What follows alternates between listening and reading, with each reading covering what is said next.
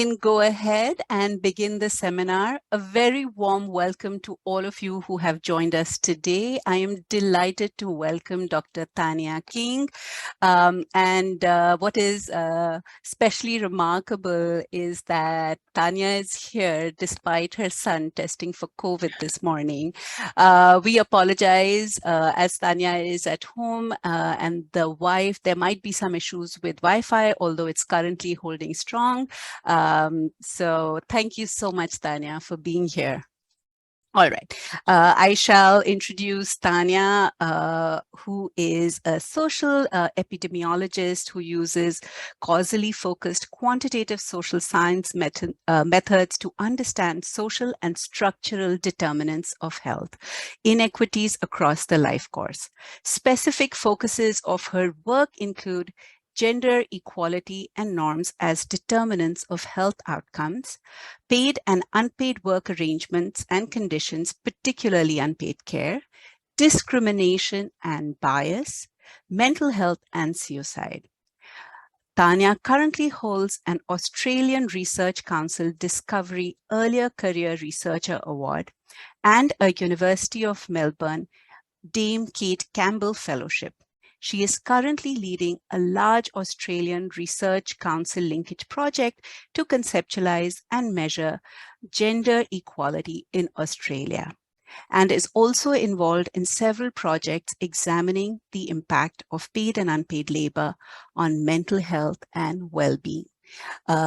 The last time that I checked Tania's CV, she has published over 80 research articles and research reports. Without further ado, the floor is yours, Dr. King. Thank you. Thank you so much for that lovely welcome, Kriti. It really is a pleasure to be here. As Kriti mentioned, my name's Tania King. I'm a researcher at the School of Population and Global Health at the University of Melbourne. Before I get started, I'd like to acknowledge the traditional custodians of the land on which I'm working today, which is the Wurundjeri people of the Kulin Nation, and pay my respects to elders past and present, as well as any First Nations people that might be here. And I guess given that health equity is a major focus of my work, I'd like to acknowledge the significant health inequities that remain for our Indigenous communities in Australia and around the world. And so today I'm going to be presenting some work looking at the mental health effects of being a young carer. Now, before I get started, let me share my screen with you.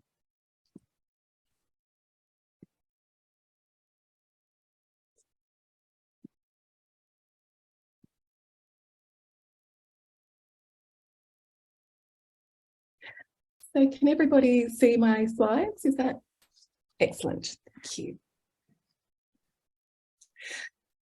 So that you're not wondering where I'm going, this is the path that I'm going to be weaving for you today. So I'll describe young carers and speak about some of the reasons as to why this matters. I'll describe some of the work that we've been doing, trying to unpack some of the pathways and trajectories of young carers, and then I'll touch on some of the complexities and challenges that exist when we're researching and working to support young carers, and then finish with some final comments about future directions. So first, some background on unpaid caring. Now, this accounts for the majority of caring worldwide, and you can see the estimated replacement costs there are really quite substantial. In Australia, it's estimated to be about $60 billion, $642 billion in the US, and £132 billion in the UK. Now, in Singapore, I was unable to find the equivalent, but worldwide, it's estimated to be equivalent to about 9% of global GDP. So this is a massive, largely unrecognised resource that societies around the world are relying upon. And this need is really predicted to increase for a number of reasons, including the ageing population in many parts of the world. So despite its contribution to society being largely ignored, unpaid care work does have significant impacts on those who deliver the care. But before we talk about cares, now when we think of unpaid care, we tend think of these scenarios: caring for children, caring for the elderly, caring for someone with a disability, and we're almost always thinking about the carer as an adult. We very rarely consider carers to be children. But in fact, a number of unpaid carers are children and adolescents. And we define young carers as adolescents and children who provide informal, unpaid care and support to someone else, typically a family member with a disability, a physical illness or a mental illness, a substance dependency, or who is elderly. And most commonly for young carers, this is a parent or a sibling. And it's usually someone with a disability or mental health condition. And the type of activities that they're providing can really vary from intimate tasks such as dressing and showering and feeding to cooking, preparing meals, keeping company, or accompanying the person to appointments. And it can vary in terms of intensity as well. Now, the UK has done a lot of work on young carers, and there are some very active young carer groups there. And some of this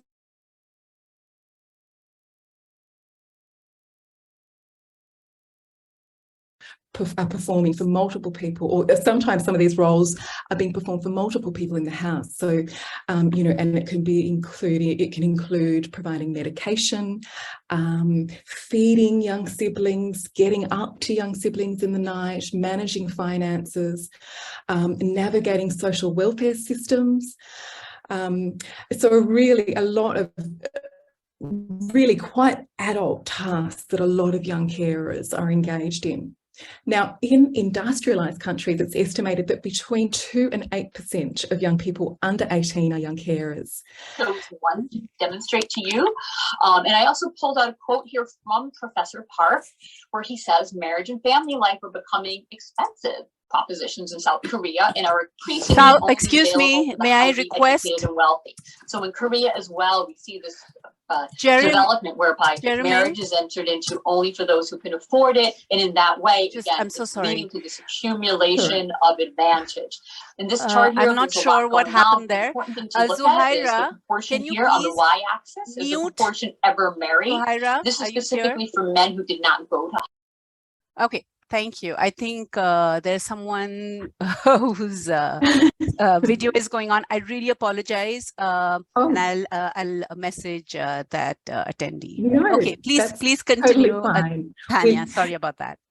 That's fine. We live in the Zoom world, so all of these things are very common occurrences. Okay, thank you.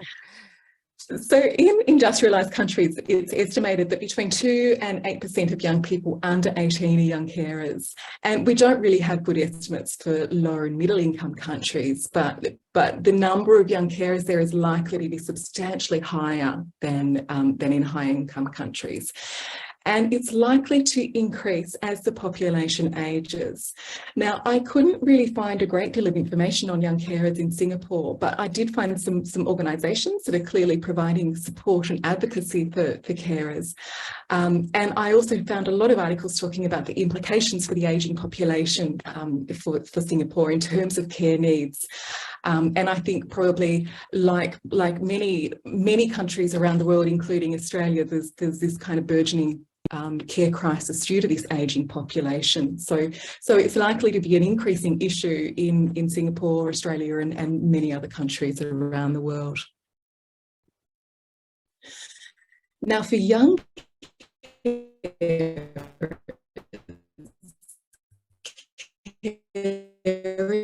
can have impacts across many domains of their life. It can impact on school attendance,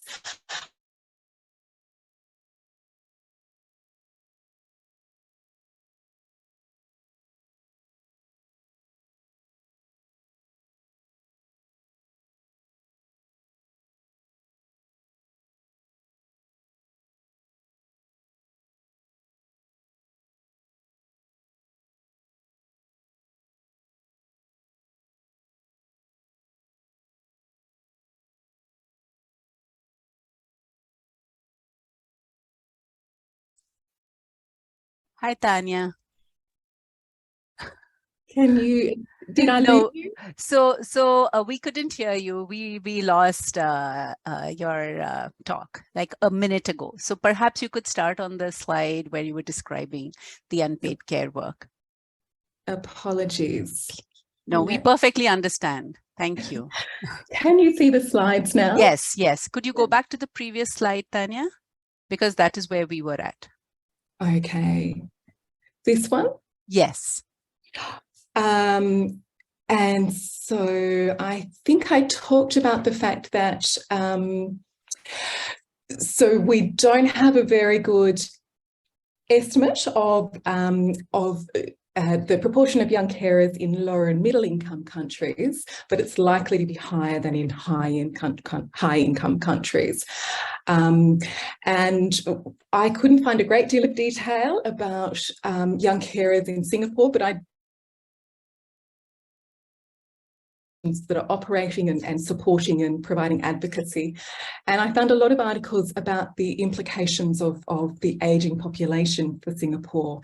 And I think probably like Australia, Singapore is facing a care crisis due to its ageing population. So young carers are likely to be an increasing issue in Singapore and Australia and other countries around the world. Now, for young carers, caring impacts across many domains of life. It can impact on school attendance because young carers are tied up caring for someone. And this is often when services get called in because the student is not attending school. It can also mean that children and adolescents can't engage in the regular social activities and play that other children do. So sporting clubs, swimming lessons, play dates and birthday parties are often things that they can't partake in. And because some young carers are getting up at night to attend to others in the house, to give medicine, to assist in some way, they're often tired. So when they are at school, they have poor concentration and attention, which of course impacts on their ability to learn and ultimately has an impact on their concentration and school attainment. And many report spending their day at school worrying about the person or people that they've left at home. And of course, some young carers do drop out of school because of their care demands. And this, of course, has ongoing sustained impacts across the life course.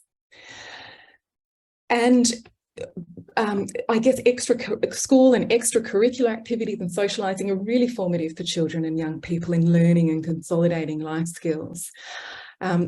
Before I go on, I do want to point out one thing that I've missed on this slide, and that is that many young carers often are at pains to say that it's not all bad. And for some young care organisations that I work with, they speak to the skills that these young carers have developed in terms of organisational skills, project management, maturity, empathy, and many have very close relationships with parents. So these are the people that society needs. These are the people that we should have in positions of power. And so we really should be finding ways to support and mitigate any negative effects of caring. Now, among adults, we know that there are some impacts on health and mental health, but less is known about young carers, which brings us to today's seminar, where I'll be talking about the mental health impacts of young caring. Now, we know that among adult carers, there are clear impacts on mental health. And we've actually just had a paper published this week looking at the longitudinal associations between informal care and mental health among adults. And this has really been a focus of my group. There's been this rich body of qualitative work describing the impact, but service users or service providers, we found, were really keen to have some quantitative evidence of the impact, which of course needs a comparator. And often because it's difficult to identify young carers, it's been really difficult to evaluate the impact of caring. And often a lot of samples just look at young carers and don't have a comparator. So I'm going to be talking through a series of studies that we did to try and understand the impacts of young caring on mental health. So this is the first study that I'm going to be talking about. We looked at the effect of being an informal carer when adolescents were aged 14 to 15 on their mental health 4 years later. So to do this, we used a sample of over 2,000 young people from a longitudinal study of Australian children. And based on survey responses to questions about caring, we categorised participants into daily caring, less than daily caring, or no caring when they were aged 14 to 15. And then we assessed their mental health at the age of 18 or 19. And we included a range of covariates in our models there that you can see in the aqua box. Now, I realise not everyone's a quantitative researcher, so I'll go briefly over this. We used a method called augmented inverse probability weighting to estimate the effect of caring on mental health. And this is just a method that really tries to maximise causal inference. It produces a pseudo population where the relationship between the confounders and the exposure is blocked. So it's really trying to mimic a randomised control trial and optimise causal inference. So for those of you, this is probably a sort of a better pictorial representation of what we did, really trying to mimic the randomised control trial. So we looked at we can sort of interpret the estimated effect of our exposure, caring, on the outcome as if all adolescents in the sample appear as if they're unexposed or exposed, such as a young carer. And so we looked at that when they were 14 to 15 and compared their mental health 4 years later. Now, this is just showing the proportion of young people who were caring at 14 to 15 years. And you can see there was about 7% that were providing daily caring, which aligns with global estimates of young caring activity. So this is probably picking up the more intensive type of caring. And about 30% were providing less than daily caring. And so that, to some extent, this probably highlights some of the challenges in identifying young carers, that sometimes the less than daily caring may be picking up some of the less intensive caring, but also perhaps being contaminated by other sorts of chores that young people are doing that we would consider normal, potentially. So these are our results. We found a clear effect of caring at the age of 14 to 15 on mental health 4 years later. So we can see the average treatment effect, or the effect of daily caring on mental health, was 1.94. So if you were carrying out daily caring, your mental health would be 1.94 points poorer. And this is on a scale of 10 to 50 than if you're a non-carer. And for those who are providing the less intensive caring, so less than daily, we saw that their mental health was about 0.83 points worse, poorer than the non-carers. And so sometimes people sort of, it's difficult to sort of get a sense of how important that difference is. But I think in population health, we sort of think about the population distribution, and this is really shifting a fairly large number of people across the population distribution, and some will be moving into clinical levels of psychological distress. So these results really provide evidence that informal caring at the age of 14 to 15 is associated with poorer mental health 4 years later. And we saw greatest effects for those providing daily care, so the more intensive type of caring. And given some of the challenges in identifying young carers, we think that this is likely to be an underestimate of the true effect of young caring. So given this association that we observed in the Australian data, a PhD student, Ludmila Fleitas-Alfonso, then aimed to look at global evidence of the associations. And to do this, she carried out a systematic review. This was carried out across 5 large databases, and we had really strict inclusion criteria to try and limit the heterogeneity of the included studies. So we've really restricted to quantitative studies that included a comparator. And we also carried out a risk of bias, a very rigorous risk of bias assessment, to really evaluate the quality of that evidence. And we found only a total of 10 papers to be included, and most of them were cross-sectional, and almost all of them demonstrated a detrimental association between caring and mental health among young carers. So this is really, I guess, corroborating what we had found in Australia and suggesting that this is an association that is observed across global studies. Overall, however, the quality of the evidence was quite poor, and despite it consistently demonstrating an adverse association, it did really highlight the need for more sort of rigorous empirical research. Now, one big challenge that I've mentioned is identifying young carers, and they're not identified for a range of quite complex reasons, which I'll talk about a little bit later. Now, we know that many young carers are caring for someone with a disability, so we wanted to look at whether parental disability could help us identify or detect young carers. So we looked at trajectories of parental disability. Now, to do this, we again used the longitudinal study of Australian children, or LSAC, and we used a method called group-based trajectory modelling across 5 waves. So when looking at the presence of parental disability when young people were 6 to 16 years of age, and then we used a regression method to see whether these trajectories predicted caring at a later wave when young people were a little older.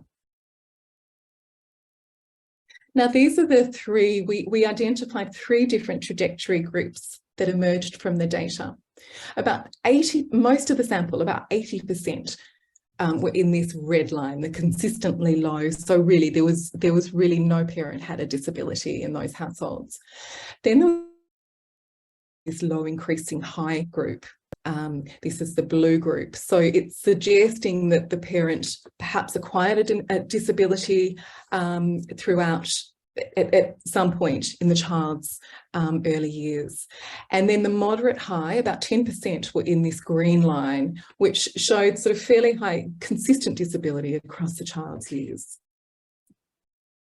Now, when we put those into a regression model, we found that those young people whose parents or who were in the low increasing high group had increased odds of caring at later years when they were 16 years old compared to those in the consistently low. We also found it for the moderate to high group, although you can see with those confidence intervals, the fact that it's going beyond 1 suggests that there was a little bit of imprecision there in those estimates. But overall, this is showing us that young children and adolescents whose parents have a consistent disability or whose parents acquire a disability have greater odds of becoming a young informal carer. And it's suggesting that this may be add to the armoury, add to the ways that service providers can identify young carers. Now, given the poor mental health that we'd observed in young carers, we started to speculate about the reasons for this. What were the pathways that led to poorer mental health? So this led to some more work by Ludmilla for her PhD. She wondered how much of the poor mental health of young carers could be explained by their experiences of bullying. Now, we knew from other research that young carers have poorer mental health than non-caregiving peers. We also knew that young carers are more likely to experience bullying. And we had previously shown that experiences of bullying can have adverse mental health effects. So Ludmilla wanted to disentangle these effects. And this is the way, this is what we call a causal diagram. And this is the way we sort of theorise these relationships operating. So in simple terms, you can see path C is a direct pathway through which the young caring is exerting an effect on mental health. But we're also theorising that there's an indirect pathway. So that's going from A to B. And that's the bullying pathway. And we call this is a causal mediation approaches. And doing this mediation may help explain why young carers have worse mental health on average, and it can also help identify policy intervention points. So if we show that by reducing bullying, the mental health difference for caring may be attenuated, that kind of points to a clear intervention. So as I mentioned, to do this, we used causal mediation approaches, and this is premised on what we call counterfactual and potential outcomes approach. I won't go into this much, but briefly, this does offer a way of decomposing or disentangling the total effect of caring into the effect of caring alone and then the effect due to bullying. Now, again, we used the longitudinal study of Australian children and included more than 2,000 adolescents. And the use of variables, the use of different waves enabled us to really step out the causal ordering of these variables to ensure that caring preceded our mediator, bullying, and that preceded the outcome, mental health. And so these are some of our associations. For light carers, the total effect of informal care on mental health was 0.54. So this estimate here, this is the total effect. And there was only weak evidence of mediation. This is a mediation here, and showing us that about 17% of the poor mental health that we see in young carers is due to bullying. But when we look at the moderate to heavy carers, we can see that the total effect of caring on mental health was bigger, 1.38, and there was a clear mediation effect here, and it's accounting for almost a third. So almost a third of the poor men is due to their experience. Quite a powerful message to service providers, to schools as well, that if we can reduce bullying in school settings, we can improve the mental health of young carers, but probably also a number of other children as well. So really, this is showing that among moderate to heavy carers, we see evidence of mental health effects of caring being mediated by school bullying, equating to about 1/3%, as I mentioned. And so, yes, preventing bullying at school could really decrease mental health inequalities between carers and non-carers.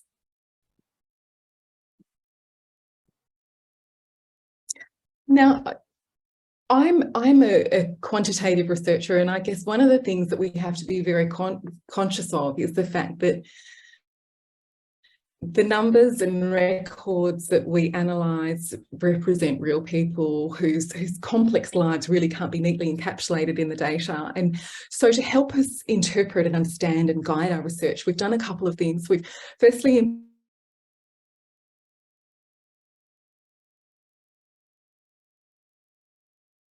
and we've also engaged with some organisations that really support young carers.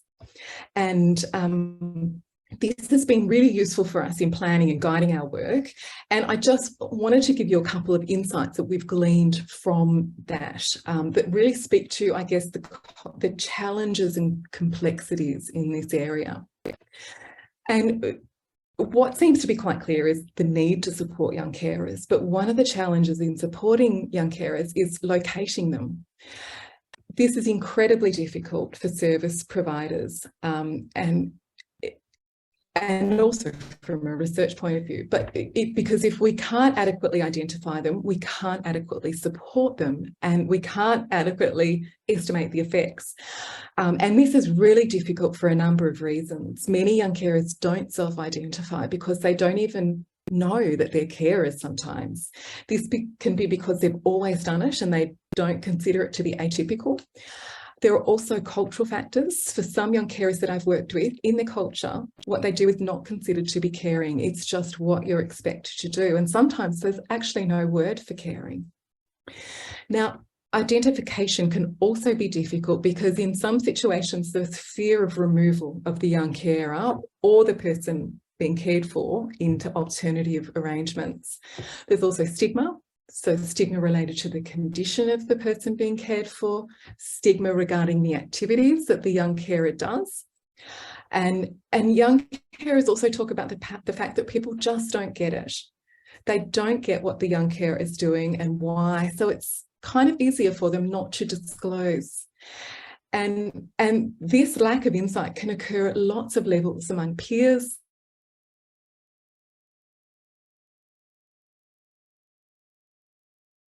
power, sort of refusing to believe that young people are providing unpaid care. And I think it's also the case that different services also operate in silos and often come from different government departments that don't necessarily work together. So young carers might be identified through a school because their attendance is low.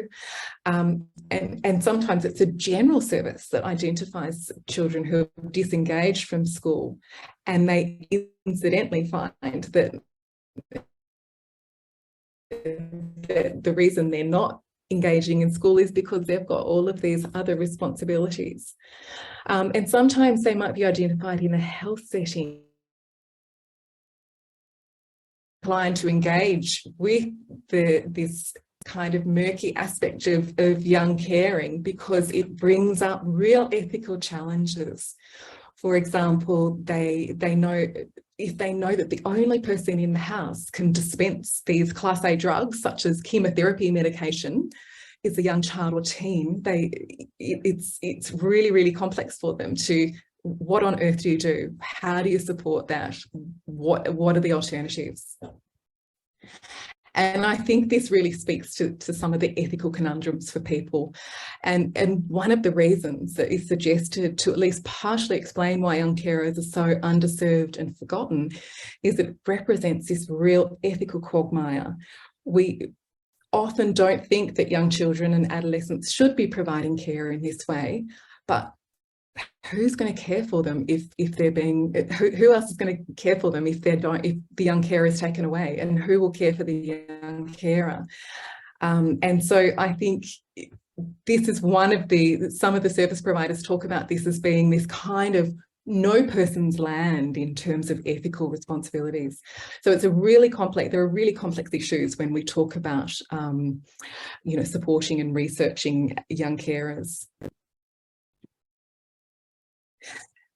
Now, this is really just summing up the fact that we know so little. I've presented some emerging work, but really this is highlighting that there's so much we don't know.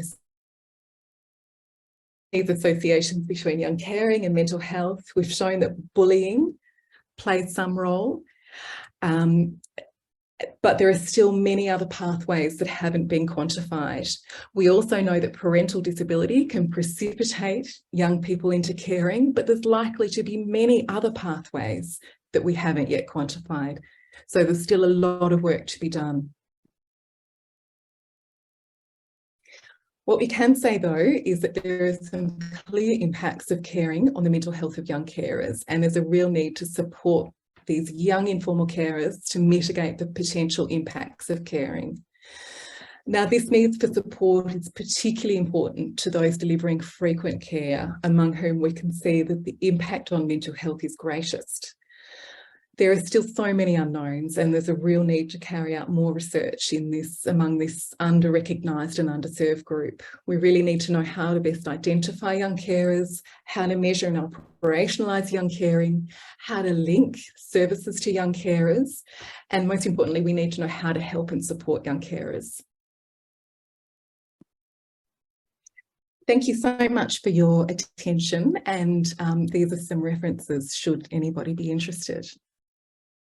Thank you so much, Tania. That was a fascinating talk, and thank you for raising this important overlooked dimension, not just in high-income countries, but definitely in low-income and middle-income countries as well. Now the floor is open for questions, and so please unmute yourself and ask the question, or you can also type it in the chat box.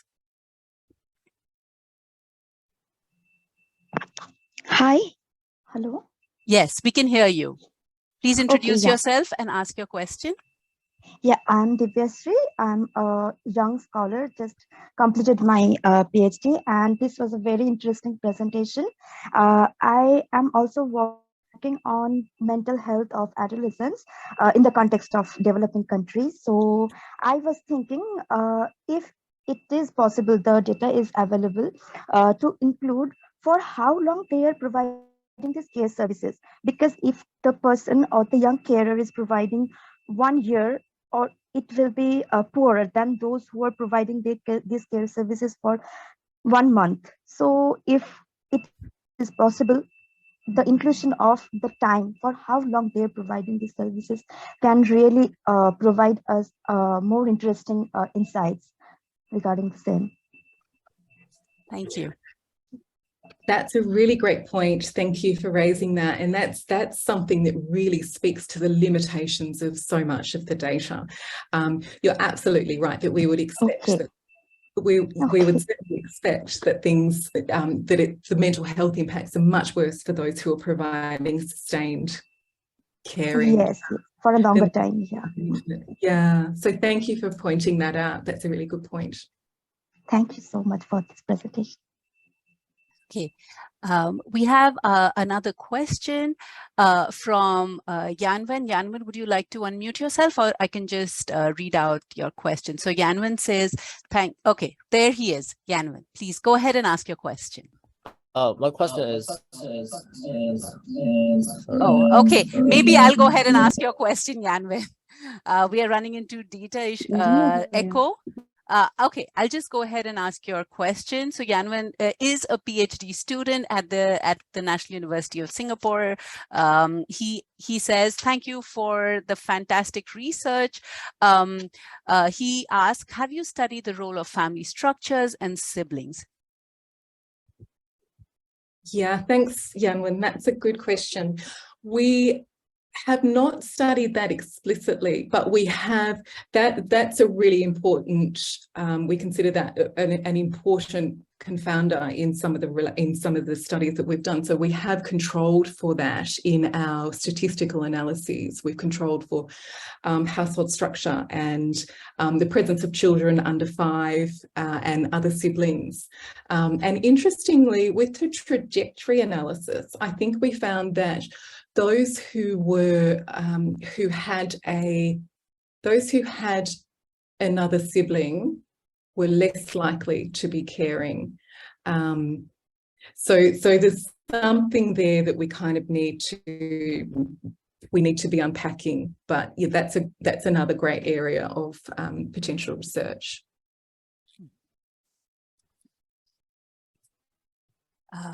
Okay, do we have additional questions? So while we are waiting for others to ask, perhaps Tania, you can answer a few questions that I have. So thank you for sharing this incredible work. I think there is so much potential for this work moving forward. But I was thinking if we can think about some factors which might be additional risk factors that exacerbate the role of the impact of caregiving on mental health outcomes. And can we think of protective factors as well? So family structures, of course, comes to my mind, but there could be, a range of different factors like gender, their life stage, additional school stressors. I think so, it would help as you develop this work, which if you could, bring some of those factors out as well. I think it's also very fascinating that you find bullying as an important dimension explaining, the impact of caregiving on mental health outcomes. Could you also, I think it would help for researchers to know a little bit about why are these children bullied. So I'm not sure if you have quantitative data on this issue, but that could be something that perhaps you could think about as you develop this research. Thank you. That is a really good point, Kriti, and we really don't know why they are being bullied. Some other research has suggested that sometimes it's because they're bullied because of the condition of the person that they're caring for. Sometimes it's probably linked with poverty as well. And sometimes it may be linked with the fact that if they're not attending school as much, they're not within the kind of, they don't have as much opportunity to develop those strong social relationships that might protect you from bullying. But yeah, I think it's incredibly sad and really important that we try and understand what is driving these associations. And I'll also, as you know, one of the areas of research that I do is looking at the gendered effects or gendered patterning of unpaid care. And we see that in adults, but it's really less clear that that exists in young carers. And in fact, some of the data that we've been looking at suggests that really there isn't that it's quite evenly split. But, you know, we don't know whether that's something that's quite peculiar to our particular data set or whether that is something that is more broadly observed. But yeah, and it also raises, there's been other research that suggests that it can be quite difficult for young boys if they are being the carer, because it places them as being quite dissonant to prevailing gender norms, which, you know, certain masculine norms aren't necessarily aligned with caring, and so it's seen as a much more feminine activity. So there's some, I think it's mainly qualitative work that suggested that may be a real issue for young boys who are caring, but it hasn't, you know, it hasn't been kind of rigorously examined yet, but it kind of fits with what we might expect or might understand about gender norms. Thank you. We have a few more questions here, so I'll read those aloud. Our question, the first question is from Peter. So he says, great presentation. Any findings on the complementary role of social workers to support respite care? And he teaches social work on mental health, social work and mental health at NUS. So he's really interested to know if you could shed more light on what social workers can do. Yeah, so that isn't something that we have specifically looked at yet. I have had a master's student that did a sort of a review of the types of interventions or support services that had been provided, and that was certainly one of the key sort of ways in which young carers had been supported. And certainly I think they talked about that respite as being a real something that they felt was of great benefit to them. But I think yeah, Peter, that's a really good point. We actually need to understand what does work for them. And I think one of the problems as well is often social workers aren't linked in with young carers, or young carers aren't linked to social workers. So we really need to kind of improve those, the pathways to support like social workers. Great, thank you. So we have another question from another PhD student of ours who says, thank you for the great presentation. She is unable to speak right now because she's down with the flu. She asked, I wonder what the gender ideology is like in Australia, and if there are any gender differences in your results. You already answered part of that question, so if you would like to expand on that, perhaps you could do so right now. Okay, so we'll take one question at a time. There are additional questions in the chat box. Sure. Okay. We certainly did control for gender in all of our analyses, because we do, you know, that is extremely important, and because we know that it is that caring can vary according to gender, and also mental health differences. Mental health varies according to gender. But yeah, as I mentioned earlier, we really haven't seen, we've seen quite equal rates of caring in the samples that we've been using.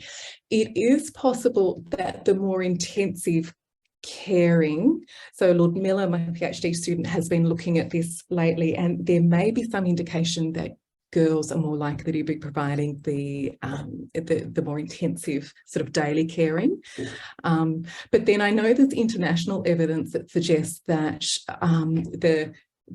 the gender of the young carer will often align with the gender of the person being cared for.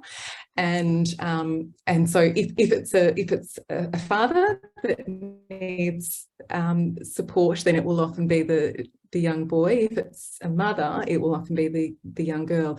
And in those particular contexts, because it's much more common to have single parent households headed by a woman, in those particular country contexts, it appeared that there was this gender difference because of that, because the prevalence of female-headed single-parent households. But I think across the board, it doesn't seem as if that gender difference is as prevalent as it is among adults. But I think we need to continue to sort of evaluate that. Okay, we have another question from Rina Gustiana, and she, so she says she thanks you for a great presentation. It's interesting to look at the long-term impact of young carer mental health. Have you studied the impact of mental health on young carers, such as, so she's asking if you've looked at how mental health impacts other dimensions, such as suicide ideation. No, we haven't yet. Okay. I'm not sure that we have that information on suicidal ideation, but that is a really interesting area for future research, certainly. In terms of the longer term impact, so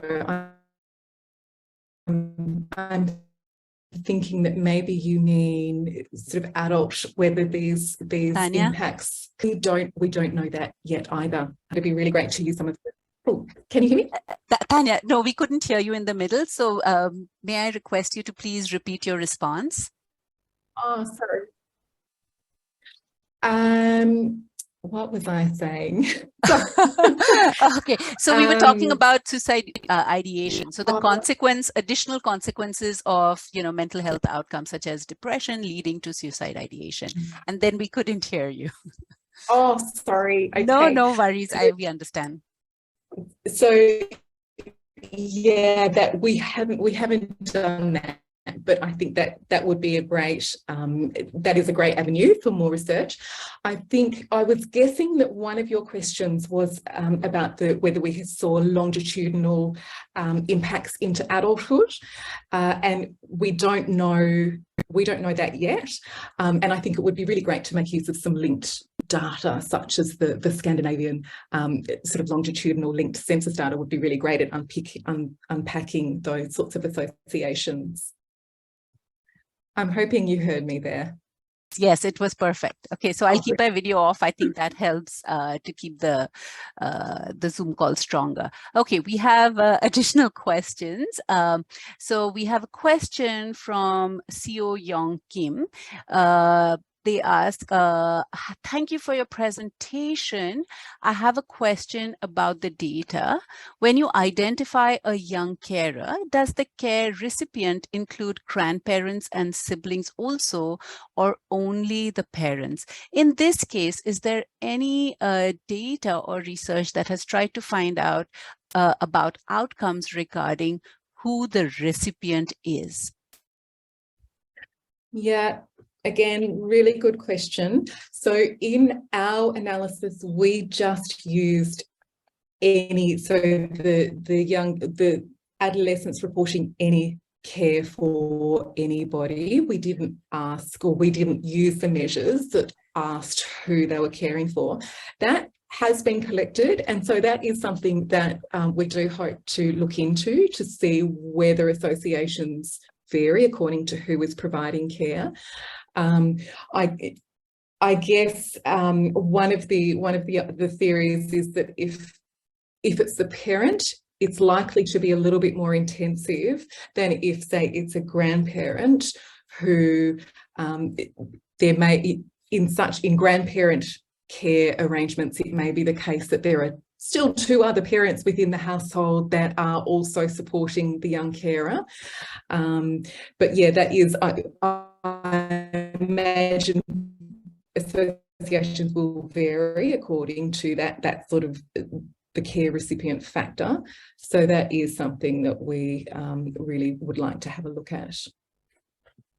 And I can see another question there regarding the gendered passion, but not young carers. Yeah.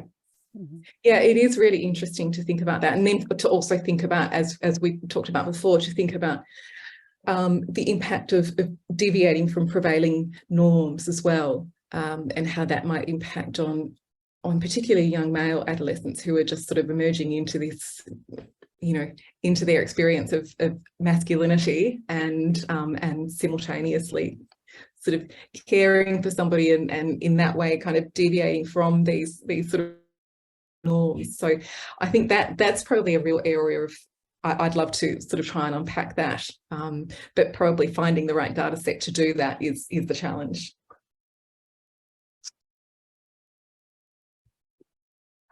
Okay, if there are any remaining questions, please go ahead and type them in the chat box since we still have time.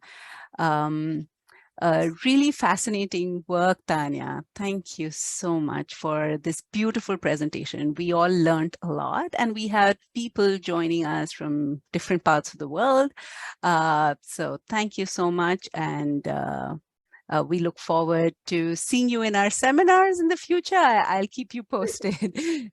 Okay, so I don't see additional questions, so we can go ahead and end the seminar now. This is the last seminar of this series. We will be resuming our seminar series beginning January.